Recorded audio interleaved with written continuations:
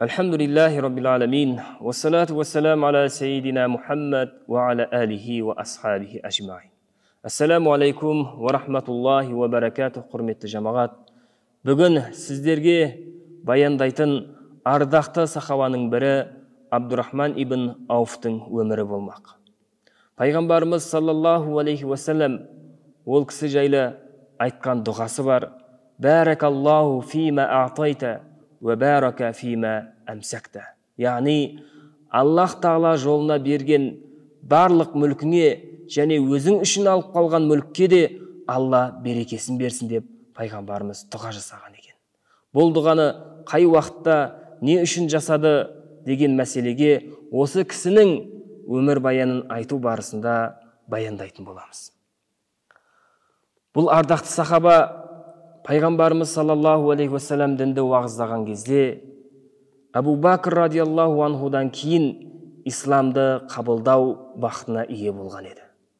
Және сол сияқты пайғамбарымыз саллаллаху алейхи вассаламның көзі тірісінде Мәдина қаласында дінге байланысты келген сұрақтарға жауап беріп пәтуа айта алатындай білімге ие еді. Яғни пайғамбарымыздың көзі тірісінде де пәтуа беретін. Және сонымен қоса Аллах Тағала оның істеріне байланысты сондай дәрежесін берді. Омар радиаллаху анху дүниеден өткеннен кейін Осман радиаллаху анхуды халифалыққа тағайындаған 6 кісілердің бірі болатын. Пайғамбарымыз саллаллаху алейхи вассалам және жалпы мұсылмандар мүшриктер тарапынан қиындыққа ұшыраған кезде пайғамбарымыз саллаллаху алейхи вассалам бұйыруымен Хабашистанға алғашқы хижрет жасағандардың бірі болатын. Сонымен қоса ол жақтан қайтадан оралғаннан кейін дәл осындай зәбірлер, дәл осындай қиындықтар туындауына байланысты Аллах Тағала тарапынан тікелей рұқсат етілуімен Меккеден Мәдинаға көшкен кезде ең алғашқы көшкен мұсылмандардың бірі еді. Пайғамбарымыз саллаллаху алейхи вассалам Меккеден Мәдинаға көшкен мұсылмандардың Мәдинаға келген кезде мұхажирлер мен ансарларды бір-біріне бауыр қылған болады. Сондай бір-біріне бауыр қылған бауырлардың ішінде Абдурахман ибн Ауфқа пайғамбарымыз саллаллаху алейхи вассалам Саад ибн Рабихты бауыр еткен еді. Сонда Саад ибн Рабих Абдурахман ибн Ауфқа: "Уа бауырым, менде екі бірдей үлкен бақшам бар және 2 әйелім бар. Бақшамның ең көріктісің, әйелімнің ең әдемісін таңда, бақшамды саған берейін, әйелімді талақ етіп саған некелейін" деді. Сонда Абдурахман ибн Ауф: "Бақшаңа да, басқа мал мүлкіңе де Аллах Тағала береке берсін, маған базарға баратын жолды көрсетсең болды" деді. Саад ибн Рабих сонда ол кісіге базарға баратын жолды көрсеткен болатын. Ол базарға барып, табан еті маңдай терімен еңбек етіп, сауда-саттық жасап, аз уақыттың ішінде көп мүлікке ие болды. Оның мүлкі сондай дәрежеге жетті, өзі үйленіп, үйленген әйеліне мәһір беріп, және той жасай алатындай мүлікке ие болған болатын. Өзінің үстіне өте тәуір, жақсы киімдерді алып, киініп, үйленіп, және үйленгеннен кейін пайғамбарымыз саллаллаху алейхи вассаламның жанына барды. Пайғамбарымыз оған сондай бір таңғалатын бір назармен қарады. Яғни осындай аз уақыттың ішінде бұндай нәтижеге қалай жеттің деген көзқараспен қараған болатын. Сонда ол пайғамбарымызға күлімсіреп: "Я Расулулла, мен үйлендім" деді. Пайғамбарымыз: "Мәһріңе не бердің?" "Мәһріме алтыннан кішкене бір бөлік бердім" деді. "Онда сен сол үйленгеніңді басқаларға жария етіп, бір қой сой да той жаса" деді. "Алла сол арқылы сенің мал мүлкіңді арттырсын" деді. Пайғамбарымыз саллаллаху алейхи вассаламның сол дұғасынан кейін дейді: "Жерде кездескен әрбір тасты көтерсем, астынан алтын шығатындай сондай мүлікке ие болдым. Яғни менің мүлкім күн өткен сайын көбейе берді" дейді. Мұсылмандардың жеңіс тапқан сондай бір Бәдір соғысын баршамыз білетін шығармыз.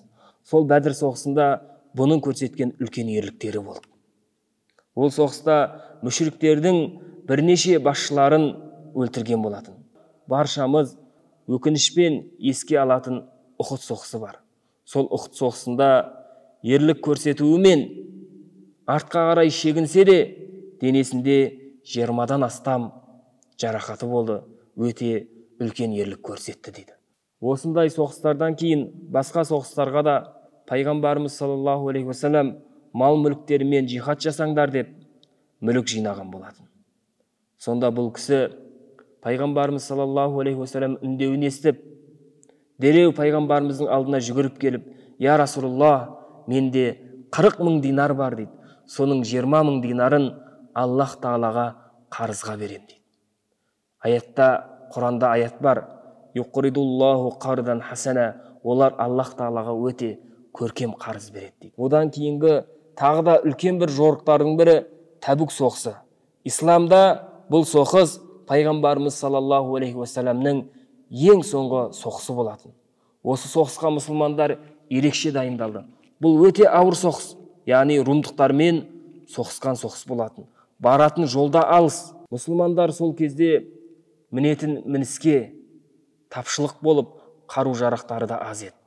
Пайғамбарымыз саллаллаху алейхи уассалам осы жолда өздеріңнің қылыштарыңмен бірге мал мүліктерімен де жихад жасаңдар деп үндеу салды. Сол кезде біраз мұсылман өздеріне көлік таппай, пайғамбарымыз саллаллаху алейхи уассалам өтініш жасады, бізді де алып кет деді. Пайғамбарымыз сендерге баратын көлік жоқ деді. Сол кезде жылап, сол соғыста бара алмай қалған, өкініштен өзектері өртенген кісілерді бәккәин, яғни жылаушылар деп атайды екен. Пайғамбарымыз саллаллаху алейхи уассаламның қаражат жинауына бұл 2 қап алтынын береді. Сонда оны көрген Омар радиаллаху анху, я Расулулла, бұл өзінің отбасына қиянат жасап жатыр дейді. Ол өзінің отбасына еш нәрсе қалдырмады дейді. Сонда пайғамбарымыз Абдурахман ибн Ауфқа, сен отбасыңа шынында да еш нәрсе қалдырмадың ба дейді. Ол кісі, қалдырдым дейді. Не қалдырдың деп сұрайды. Сонда мен отбасыма Аллах Тағаланың және пайғамбардың уәде еткен әжір сауаптарын қалдырдым дейді. Сондай бір ерлік көрсетті. Оның ерлігі Алла жолында жасаған жихаты, денесімен бірге жасаған жихатынан қарағанда мал мүлкімен жасаған жихаты басым тұратын дейді. Бұл кісі пайғамбарымыз саллаллаху алейхи уассаламның алдына тұрып, пайғамбарымызға имамдық ету бақытына жеткен болатын. Яғни Аллах Тағала оған сондай бақыт берді. Тәбук жорығында пайғамбарымыз саллаллаху алейхи уассалам бір намаздың уақытында мұсылмандардың арасында табылмай қалды. Яғни өзінің бір мұқтаждықтарымен пайғамбарымыз бір жерге кеткен болатын дейді. Сонда бір намаздың уақыты кірді, мұсылмандардың алдына имамдыққа Абдурахман ибн Ауф шықты. Абдурахман ибн Ауф алғашқы такбирді алып, намазды бастап кеткеннен кейін, ол намаздың алғашқы ракаты бітпей жатып, пайғамбарымыз саллаллаху алейхи уассалам келіп, оның артына үйді, яғни пайғамбарымызға имамдық еткен болатын. Пайғамбарымыз саллаллаху алейхи уассалам дүниеден өткеннен кейін 40 000 динарға өзінің иелігіндегі жерді сатқан болатын. Сол жерді сатып, пайғамбарымыз саллаллаху алейхи уассаламның әйелдеріне, яғни мүминдердің аналарына үлестіріп беріп, қалған бөлігін барша кедейлерге садақа ретінде таратқан болатын. Және де Аллах Тағала оған сондай береке, сондай мал мүлік берді. Күндердің бір күнінде 700 түйеге жүк артып, өзінің дүниелерін Мадина қаласына қарай айдап келеді. Бұндай мүлік кімдікі деп аң-таң болған мұсылмандар сұрастырып қараса, Абдурахман ибн Ауфтікі болып шығады. Айша анамыз, Абдурахманның мал мүлкіне Аллах Тағала береке берсін, бірақ ақырет бұған қарағанда қайырлы дейді. Осы сөзді естіген Абдурахман ибн Ауф түйелері шөкпестен алдын Айша анамызға жүгіріп келіп, уа мүминдердің анасы, Алла куәгер болсын, барлығын куәгер етіңдер, мен барлық мүлкімді, яғни 700 түйемді үстіндегі жүгімен қоса Алла жолына садақа бердім дейді. Қараңыз, біздің жағдаймен сол кісілердің жағдайын салыстырыңызшы. Біз өзіміздің мұсылман бауырымыз былай тұрсын, өзіміздің туған бауырларымызға олай мүлкімізді бере алмаймыз ғой. Өзіміздің ата-анамызға бере алмаймыз. Бірақ ол кісі барша мұсылманға көзін жұмды, 700 түйесімен бірге үстіндегі жүктерін де садақа етті да. Аллах Тағала оған сондай не сондай сезім, сондай сабырлық, сондай жомарттық беріп қойған болатын. Ал ол жомарттықтың барлығы пайғамбарымыз саллаллаху алейхи уассаламның дұғасымен келді. Ол кісі өлімінің сәті жақындаған кезде, яғни өзінің сондай соңғы демдерін сезіп, қол астындағы құлдарының барлығын азат етті. Мал мүліктерін кедей-кепшіктерге берді. Және ол сондай кішіпейіл еді. Қанша мал мүлік болса да, оны сипаттаған кезде, құлдарының арасында жүрген кезде, қайсы құлы, қайсы Абдурахман ибн Ауф адамдар ажыратамай қалатын. Сонда бір кішіпейіл еді. Құлдарына да жақсы қарайтын дейді. Сол өлімінің сәтіне жақындаған кезде, барлық құлын сендер азатсыңдар деп азат еткен болатын. Ол кісі бір күні ораза ұстап, ауыз ашар уақытында оған тамақ ұсынылғанда, тамаққа қарап отырып былай деді: біз кезінде Ухуд соғысына қатысып, сол соғысқа да куәгер еттік. Сонда Мусхаб ибн Умайр дүниеден өткенде, яғни пайғамбарымыз саллаллаху алейхи уассалам ең алғаш Мәдинаға дінді уағыздауға жіберген өте жас сахаба болатын. Сол Ухуд соғысында шахид етілді. Сол кісіні кебіндеуге, кебін жапқанымызда басына тартсақ аяғы ашылатын, аяғына тартсақ басы ашылып қалатын. Яғни мұсылмандарда дүние болмады дейді. Ал сондай дәрежеден Аллах тағала бізді осындай дәрежеге жеткізді. Бізде қазір дүние әлхамдулилля жеткілікті дейді. Мен қорқамын дейді, Аллах тағала менің сауабымды бұл дүниеде беріп жатыр ма деп. Сондықтан дейді, Аллах тағала менің сауабымды ақыретке де қалдырсын деп, сондай сезіммен ол дүние мүлкін Алла жолында жұмсайды екен. Бұл кісі дүниеден өткеннен кейін оны ардақты сахабаның бірі Әли радиаллаху анху жуындырды. Жаназасын Осман радиаллаху анху оқыған екен.